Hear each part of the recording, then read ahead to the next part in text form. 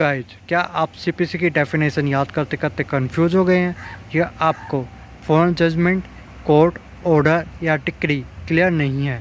तो आज का वीडियो आपके लिए बहुत ही इंपॉर्टेंट होने वाला है, क्योंकि आज के इस वीडियो में हम सेक्शन 2 क्लॉज 5 से लेकर सेक्शन 2 क्लॉज 20 को एकदम डिटेल में समझेंगे। तो चलिए शुरू करते हैं।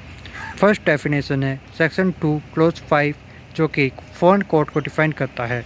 फॉरेन कोर्ट ऐसी कोर्ट है जो कि इंडिया के बाहर स्थित हो या सेंट्रल गवर्नमेंट द्वारा एस्टैब्लिश या कंटिन्यू ना की गई हो।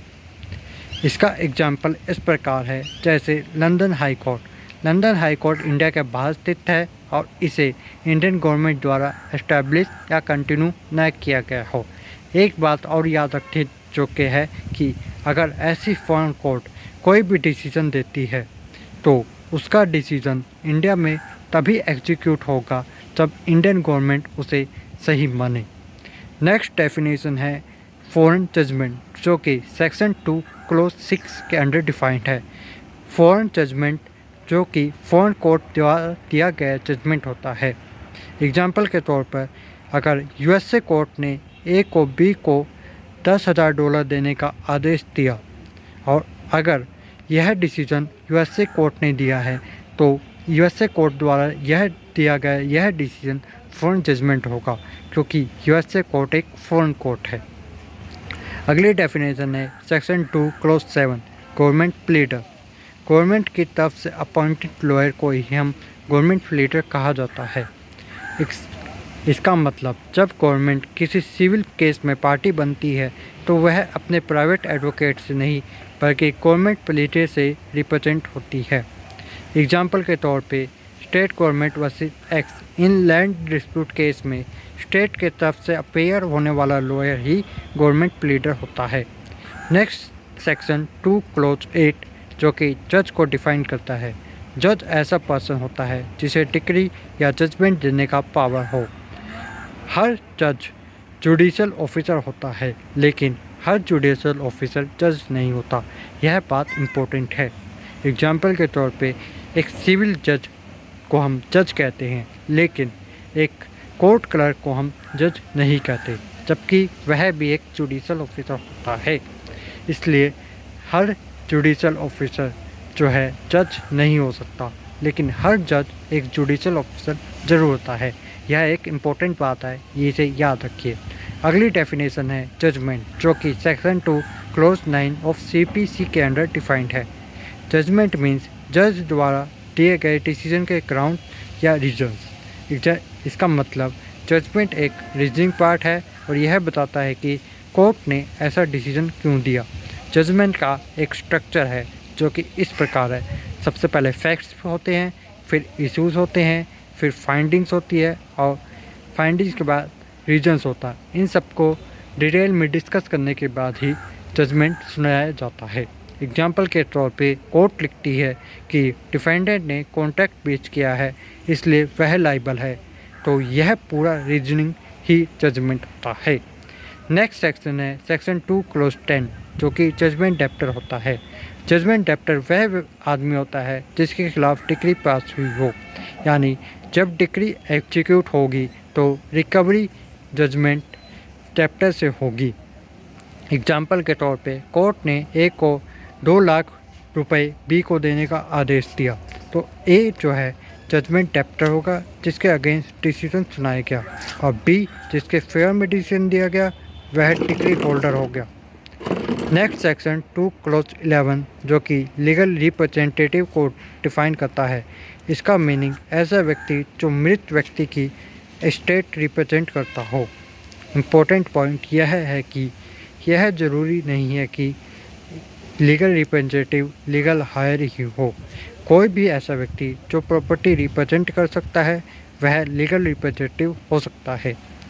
एग्जाम्पल के तौर पे, केस के दौरान अगर प्लेंटिफ की डेथ हो जाए तो उसकी पत्नी या उसका बेटा भी उसकी जगह केस कंटिन्यू कर सकता है, वे भी लीगल रिप्रेजेंटेटिव कहलाते हैं।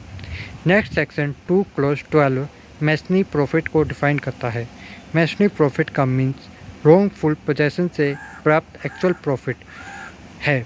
इसमें एक बात याद रखने योग्य है कि इसमें पनिशमेंट नहीं होती बल्कि कंपनसेशन पार्टी को देना पड़ता है। एग्जाम्पल के तौर पे बी ने ए की ज़मीन पर इलीगल कब्जा किया और उससे 15,000 रुपये महीना प्राप्त किया, तो बी के अगेंस्ट ए मैसनी प्रॉफिट क्लेम कर सकता है और अपना जो भी उसने उसकी ज़मीन से इलीगल पोजेशन से कमाया कब्जा बी ने, तो वह उससे मांग सकता है ए पार्टी, यानी बी से ए पार्टी अपने इलीगल पोजेशन के बदले उससे उसका खर्चा मांग सकता है। अगला सेक्शन है 2 क्लॉज 13 मूवेबल प्रॉपर्टी।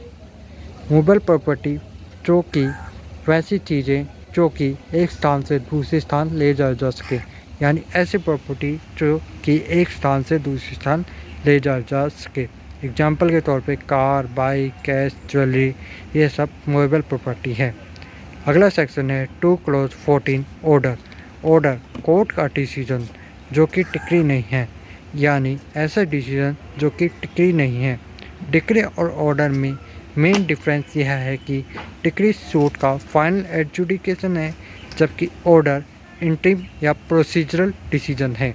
एग्जाम्पल के तौर पे स्टे ऑर्डर कोर्ट का ऑर्डर है, डिक्री नहीं। अगला सेक्शन है 2 क्लॉज 15 जो कि प्लीडर को डिफाइन करता है। प्लीडर एडवोकेट या ऑथराइज्ड रिप्रेजेंटेटिव होता है। एडवोकेट या ऑथराइज्ड रिप्रेजेंटेटिव प्लीडर कहलाते हैं। एग्जाम्पल के तौर पे वकील जो क्लाइंट की तरफ से आर्ग्यू करता है या केस अपील करता है, वह प्लीडर होता है। अगला सेक्शन है 2 क्लॉज 16 जो कि प्रिस्क्राइब्ड को डिफाइन करता है। प्रिस्क्राइब्ड मीन्स जो रूल्स में प्रिस्क्राइब्ड हो, यानी एग्जाम्पल के तौर पे अपील 30 दिन में करनी है, यह एक प्रिस्क्राइब पीरियड है, तो यह प्रिस्क्राइब्ड के अंडर डिफाइंड होगा। अगला सेक्शन है 2 clause 17 public officer. Public officer means government servant defined under BNS यानी भारतीय न्याय संहिता 2023। एग्जाम्पल के तौर पे कलेक्टर, पुलिस इंस्पेक्टर, तहसीलदार, यह सब पब्लिक ऑफिसर कहलाते हैं। अगला सेक्शन है 2 clause 18 rules. Rules means high court द्वारा बनाए गए प्रोसीजरल रूल्स, यानी जो भी प्रोसीजरल रूल्स हाई कोर्ट बनाता है उसे हम रूल्स कहते हैं। एग्जाम्पल के तौर पे हाई कोर्ट सिविल रूल्स जो कि हाई कोर्ट द्वारा बनाए गया एक प्रोसीजरल रूल्स हैं, उसे हम रूल्स कहते हैं। अगला सेक्शन है 2 क्लॉज 19 जो कि शेयर्स इन कॉरपोरेशन को डिफाइन करता है। इसका मीन्स कंपनी में इंटरेस्ट या उसके शेयर्स रखना। एग्जाम्पल के तौर पे टाटा कंपनी के शेयर्स रखना को हम शेयर्स इन कॉरपोरेशन कहेंगे। और लास्ट सेक्शन जो कि 2 क्लॉज 20 है, साइंड को डिफाइन करता है। साइंड मीन सिग्नेचर खुद या ऑथराइज्ड ऑफिसर द्वारा करवाना या करना। एग्जाम्पल के तौर पे जज जो साइन करता है या ऑथराइज्ड रीडर जो साइन करता है वह वैलिड होता है और वह साइंड के अंडर डिफाइंड होता है। तो दोस्तों, आज का हमारा वीडियो यहीं तक का था, जिसमें हमने सेक्शन 2 क्लॉज 5 से लेकर सेक्शन 2 क्लॉज 20 को एकदम डिटेल में समझा। तो अगर आपको यह वीडियो यूज़फुल लगी तो वीडियो को लाइक करें, चैनल को सब्सक्राइब करें और कमेंट करें कि आपको अगला कौन सा सेक्शन डिस्कस करना है। तो मिलते हैं अगले वीडियो में। Thanks for watching.